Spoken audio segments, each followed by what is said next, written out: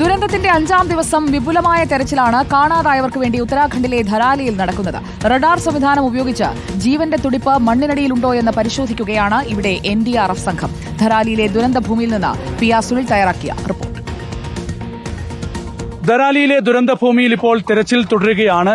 ഇവിടെ നിന്ന് ആകെ ഇതുവരെ കണ്ടെത്താനായത് ഒരു മൃതദേഹം മാത്രമാണ്. NDRF സംഘം ഒക്കെ തന്നെ റഡാർ സംവിധാനം ഉപയോഗിച്ച് ഇപ്പോഴും പരിശോധന നടത്തുകയാണ്. ജീവന്റെ തുടിപ്പ് മണ്ണിനടിയിൽ എവിടെയെങ്കിലും ഉണ്ടോ എന്നറിയാനുള്ള ഒരു തെരച്ചിലാണ്. ഇപ്പോൾ ഈ നമുക്ക് NDRF സംഘത്തിന്റെ കൈകളിൽ കാണാൻ കഴിയും റഡാർ സിസ്റ്റം. അപ്പോൾ ആ റഡാർ സിസ്റ്റത്തിൽ എന്തെങ്കിലും ഒരു സിഗ്നൽ കിട്ടുന്നുണ്ടോ എന്ന് അവർ പരിശോധിക്കുകയാണ്.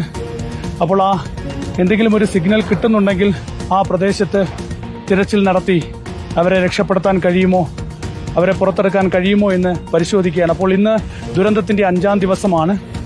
ഏതായാലും ഈ തെരച്ചിൽ ഇവിടെ തുടരുകയാണ്. ഈ ദൃശ്യങ്ങളൊക്കെ തന്നെ നമുക്ക് കാണാൻ കഴിയും. അതിഭീകരമാണ് ഇവിടുത്തെ കാഴ്ച. ഇപ്പോൾ നമ്മോടൊപ്പം ഈ പ്രദേശത്ത് നിന്നുള്ള അഫ്ഗാൻ അംക്യാ मेरा नाम श्रीकांत रावत है।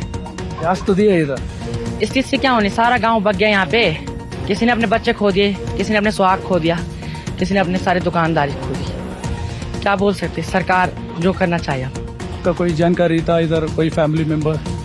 सभी जानकार थे, गांव में अब सभी रिश्तेदारी होते हैं और सब तो हो गया, जो भी होता सब चीज सब हो गया। क्या कुछ सपोर्ट मिलेगा सरकार के साथ?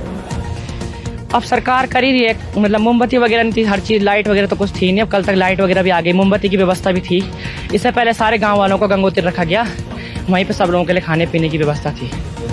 तो हम यही कहना चाह रहे हैं कि सरकार बस कहीं हमें अच्छी जगह बसा दे, तो यहाँ का कुछ अब भविष्य नहीं है, यहाँ कुछ भी हो सकता है। अरे अभी घर नहीं बन सकता है ना? घर वगैरह कहाँ से बनेगा? सब आप देख सकते, सारा ध्वस्त हो गया यहाँ पे, सब मिट्टी में मिल गया एक तरह से। पता ही नहीं लगा किस तरह से ये आया। कईयों ने अपने जवान लड़के खो दिए। बहुत डरता है आदमी लोग इधर रहने के लिए अभी। हाँ जी डर तो सभी रहे हैं। अब देखो सरकार की जैसी मर्जी होगी। നിസ്സഹായരാണ്. നോക്കൂ, ഇതാണ് ഇവിടുത്തെ കാഴ്ച. ഇവിടെ ഇനി എങ്ങനെയാണ് വീടുകൾ നിർമ്മിക്കാൻ കഴിയുക? ഒരുപാട് വീടുകളും ഒരുപാട് വ്യാപാര സ്ഥാപനങ്ങളും ഹോട്ടലുകളും ഒക്കെ ഉണ്ടായിരുന്ന ഒരു സ്ഥലമാണ്. വളരെ മനോഹരമായിരുന്ന ഒരു പ്രദേശമാണ്.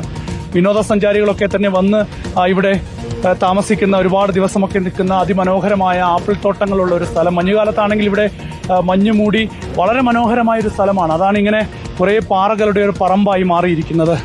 അപ്പോൾ ഇവിടെ അവശേഷിച്ച കുറേ മനുഷ്യർ, അവരെങ്ങനെ ഇനി ജീവിതത്തിൽ മുന്നോട്ട് പോകണം എന്നവർക്കറിയില്ല. സർക്കാരിൽ നിന്ന് സഹായം കിട്ടിയാൽ അല്ലെങ്കിൽ സർക്കാരിന്റെ പിന്തുണയുണ്ടെങ്കിൽ മാത്രമേ ഇനി അവർക്ക് മുന്നോട്ട് പോകാൻ കഴിയൂ. അതുകൊണ്ട് അതിനായി അപേക്ഷിക്കുകയാണ്, യാചിക്കുകയാണ്. മഞ്ഞുകാലത്തിന് മുൻപ് സെപ്റ്റംബർ മാസത്തോടെ ഇവിടെ മഞ്ഞുവീഴ്ചയുണ്ടാകും.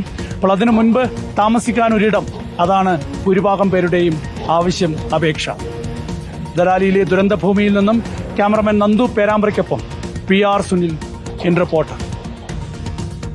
ഉത്തരാഖണ്ഡിലെ മിന്നൽ പ്രളയത്തിന്റെ ബാക്കി പത്രമായി ധരാലിയിൽ അവശേഷിക്കുന്നത് കല്ലും മണ്ണും പൊടിപടലങ്ങളും മാത്രമാണ്. ആ മണ്ണിനടിയിൽ പെട്ടുപോയ മനുഷ്യരെ കണ്ടെത്താനായുള്ള തെരച്ചിലാണ് അവിടെ നടക്കുന്നത്.